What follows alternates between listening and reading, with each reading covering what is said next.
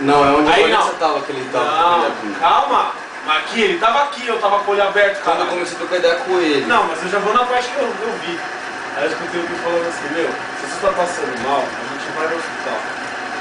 Não precisa ir no hospital. Mas não sei o que tá acontecendo comigo, meu. Eu não sei o que tá parado, meu. Não sei o que tá acontecendo. Eu tava deitado e ele começou a dar uns barulhos assim.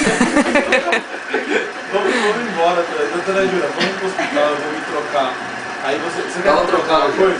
Não, você tava de... O dia que você ainda tava de Bob Esponja, aí você levantou pra trocar.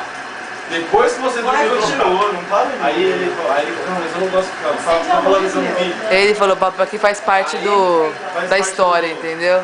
Aí ele foi... Pra criar todo um clima. Fez um pão. Aí, ó, tomei. Não consigo comer. Não consigo ficar parado. Ele foi um pão aqui. É mais forte do que eu tô me sentindo sozinho.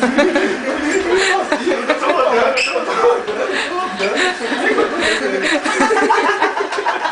Ana Jura dorme, ele dorme.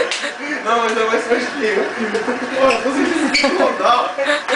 Eu tô sozinho nessa chacala. Meu, o chão treme toda vez que eu Ó, você vê direito, Ana Jura, deita e dorme. Ah, dá a luz de novo. É mais forte do que eu. Chega. Tô cansado. Como é que faz pra finalizar aqui a gravação? Aperta de novo.